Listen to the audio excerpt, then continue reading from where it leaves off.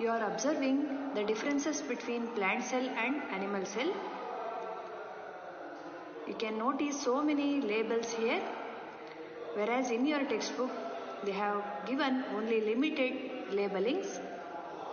You can see the endoplasmic reticulum, cell wall, vacuole, plastids, Golgi apparatus, ribosomes, mitochondria. In animal cell, you can see the centrosome. Here we will learn more about the vacuoles. Here you can notice a large vacuole present in the plant cell. Whereas in the animal cell, you can see the vacuoles which are blue in color. They are very few in number. Here again you can notice the difference between plant cell and animal cell, where in plant cell vacuole is large, whereas vacuoles are small in size and few in number, which are pink in color in animal cell. Here you are observing plastids. So plastids are the organelles present exclusively in plant cell. So this is the ultrastructure of plastids. So plastids are of three types. So one is chloroplast, which gives green color to the leaves. So it consists of a green colored pigment called chlorophyll in that. So chloroplast is one type of plastid we see in plant cell. Whereas other types of plastids are leucoplast, which gives white color to some of the parts of the leaf of a plant. Whereas chromoplast means colored parts of the leaves present in the plant. Here you can see another structure of chloroplast. Outer membrane, inner membrane. You can see coin-like structures which are called thylakoids. So inside that you can find the granum. Then the substance present inside the chloroplast is considered as stroma. So in plant cells, chloroplast is the site where food gets synthesized. So the main function of these chloroplasts is to prepare the food by a process called photosynthesis. Here you are watching the plant cell, where you can find a thick cell wall, mitochondria, plasma membrane. You can see a large vacuole and you can see chloroplast, Golgi apparatus, smooth endoplasmic reticulum, rough endoplasmic reticulum, nucleus, ribosomes, then microbody. Here you are noticing an animal cell and plant cell. You can see the three-dimensional view of the plant cell and animal cell. So there are some differences between plant cell and animal cell.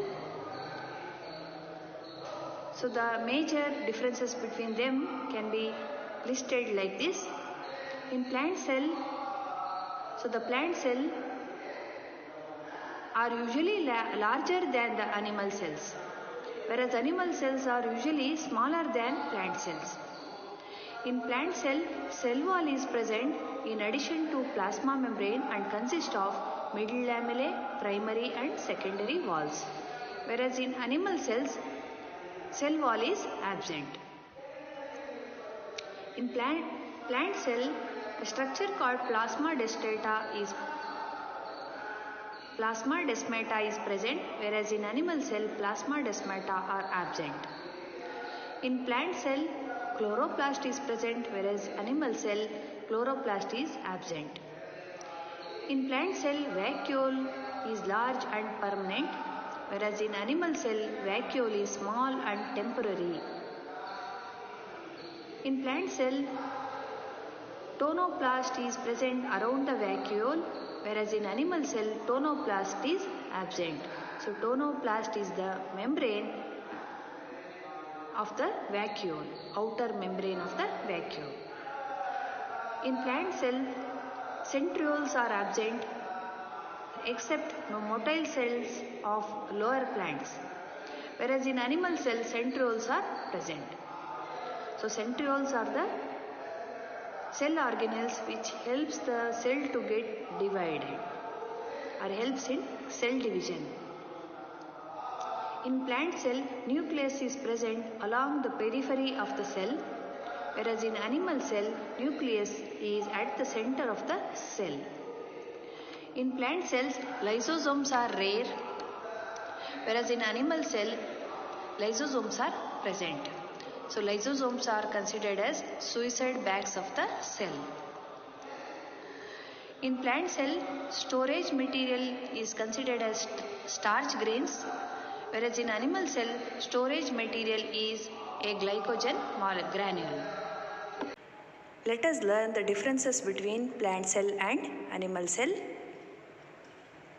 Here you are observing the diagram of plant cell, where you can observe the parts like cell membrane, vacuole, nucleus, cell wall, cytoplasm and chloroplast. Here you are observing the diagram of animal cell. So the parts are cell membrane, vacuole, nucleus, cytoplasm, and in the nucleus you have nuclear membrane, nucleolus and nucleoplasm. To see the major differences between plant cell and animal cell, so plant cell and animal cell have the differences which are listed here.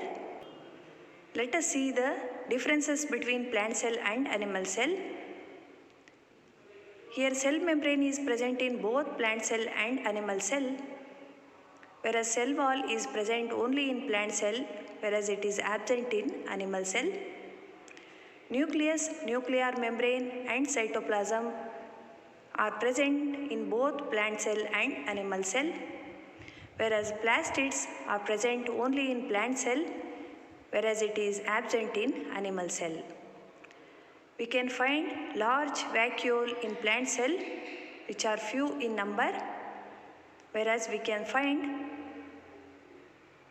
many number of vacuoles which are smaller in size in animal cell. Let us quickly go through the slides to study this lesson, cells, structure and functions. So we learned that the cell is a basic structural and functional unit of an organism. Cells may be compared to bricks. As bricks are assembled to make a building, similarly cells are assembled to make the body of every organism. In 1665, Robert Hooke observed slices of cork under a simple magnifying device. Cork is a part of the bark of a tree. He took thin slices of cork and observed them under microscope. He noticed partitioned boxes or compartments in the cork slice. Cells of living organisms could be observed only after the discovery of improved microscopes. In every organism, cells are the basic structural and functional units. All organisms are different from one another, but all are made up of cells. The hen's eggs represent a single cell and is big enough to be seen by the naked eye. Organisms show variety in their cell number, shape and size. To study the detailed structure, stains or dyes are used to color parts of the cell. There are millions of living organisms, so they are of different shapes and sizes. Their organs also vary in shape, size and number of cells. To have more details about the number of cells present in an organism, for example in human body has trillions of cells which vary in size and shape. Different groups of cells perform a variety of functions. Organisms made of more than one cell are called multicellular organisms. The single-celled organisms are called unicellular organisms. Both multicellular and unicellular organisms perform necessary functions. A single-celled organism like amoeba captures and digests food, respires, excretes, grows and reproduces. Similar functions in multicellular organisms are carried out by groups of specialized cells forming different tissues. Tissues in turn form organs. While considering shape of cells, amoeba has no definite shape unlike other organisms. It keeps on changing its shape. The projections of varying lengths protruding out of its body is known as pseudopodia. These projections appear and disappear as amoeba moves or feeds. We also saw different shapes of cells when we took the examples like red blood cells, nerve cell, muscular cell, bone cell, etc. How amoeba changes its shape, like that white blood cells also change their shape. A white blood cell in human body is another example of a single cell which can change its shape. White blood cell is a cell, whereas amoeba is a full-fledged organism capable of independent existence. The different shapes are related to their specific functions. Cells are round, spherical or elongated. Components of the cells are enclosed in membranes. This membrane provides shape to the cells of plants and animals. Cell wall is an additional covering over the cell membrane in plant cells. It gives shape and rigidity to these cells. Like this, cell membrane is a very important part of a cell.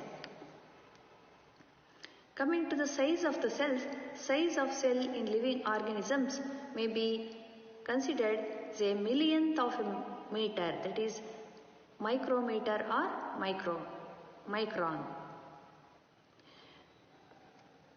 Most of the cells are microscopic in size and are not visible to the naked eye. They need to be enlarged or magnified by a microscope. The smallest cell is 0.1 to 0.5 micrometer in bacteria, whereas the largest cell measures about 170 millimeters into 130 millimeter, which is considered as egg of an ostrich. So when we consider the cell structure and function, each organ in system performs different functions such as digestion, assimilation and absorption. Similarly, different organs of a plant perform specialized functions. For example, roots help in the absorption of water and minerals. So each organ is further made up of smaller parts called tissues. A tissue is a group of similar cells performing a specific function. So it is very necessary to study the cell structure and different functions of its organelles. Here you can notice the cell membrane. So cell membrane is a prominent part of a cell. The basic components of the cell are cell membrane, cytoplasm and nucleus. These are the three important parts of the cell. The cytoplasm and nucleus are enclosed within the cell membrane, also called as plasma membrane. You can see the ultrastructure of the cell membrane or the plasma membrane. You can observe the complicated nature of this cell membrane, which can be seen only under the electron microscope. The plasma membrane is porous and allows the movement of substances or materials both inward and outward part of the cell. The boundary of the onion cell is the cell membrane covered by another thick covering called a cell wall. The central dense round body in the center is called nucleus. Here you can find the structure of nucleus, where you can see the parts nuclear envelope. So inside that the genetic material, which is said to be chromatin, and you find a dark spherical small part called nucleolus, and you can see the endoplasmic reticulum being attached to the nucleus, so that is the sister name. You can also notice nuclear pores and nucleus. You can find the nucleus.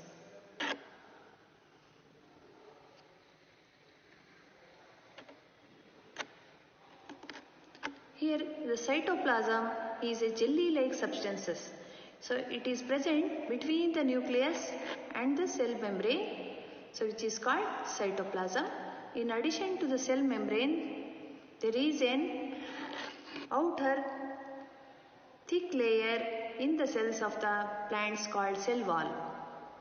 This additional layer surrounding the cell membrane is required by plants for protection.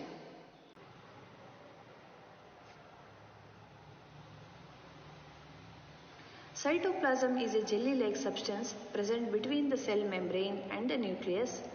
Various other components or organelles of cells are present in the cytoplasm. So some of the examples of the organelles are mitochondria, Golgi bodies, ribosomes, lysosomes, vacuole, plastids, etc. So nucleus is an important component of the cell. It is generally spherical and located at the center of the cell. It can be stained and seen easily with the help of a microscope. So in the background you can see the colored cells which are stained with the help of a blue colored dye. Maybe it is methylene blue. Nucleus is separated from the cytoplasm by a membrane called nuclear membrane. This membrane is also porous and allows the movement of materials between the cytoplasm and inside of the nucleus. So with the help of microscope of higher magnification, we can see a smaller spherical body in the nucleus, which is called nucleolus.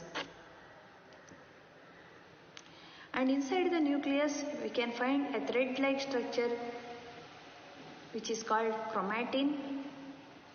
So when the cell is about to divide, it changes to form chromosomes. So these chromatin or chromosomes carry genes that help in the inheritance or the transfer of characters from parents to the offsprings. Nucleus, in addition to its role in inheritance, acts as control center of all the activities of the cell. The entire content of the living cell is known as protoplasm, while the content inside the nucleus is called nucleoplasm, and the content outside the nucleus is called cytoplasm. So cytoplasm and nucleoplasm together forms the protoplasm, which is considered as entire content of the living cell. So the blank looking structure in an onion that we have took this thin layer of onion, inside that we saw a blank looking structure which is called vacuole. It could be single and big, as in the onion cell, but in animal cell, so the vacuoles are several and they are small in size. So they can be colored with the help of a dye, and we can see these vacuoles in the cells of Tradescantia leaf, and we can also see them in the animal cells, which are very smaller in number. They are scattered in the cytoplasm of the leaf cells. So the scattered structures which we see in the cytoplasm are called plastids. So plastids are of different colors, as I said: chloroplast, chromoplast and leucoplast. So one of the major plastid which we can see in a plant cell is a chloroplast. So these contain green pigment called chlorophyll. So green colored plastids are called chloroplasts. They provide green color to the leaves. To conclude the lesson, so a comparison between plant and animal cell can be done. So here we can see the diagrams of a plant cell and animal cell, and in between that we can see the differences between them, where in plant cell we can see both cell wall and cell membrane, whereas in animal cell we can see only cell membrane. Next important difference is the vacuole. So vacuole is large in plant cell, whereas vacuoles are many in number but small in size in animal cell. Next one is the plant cell consists of the chloroplast, whereas these are absent in animal cell. And next important difference is in plant cell centriole is absent, whereas in animal cell centrioles are present.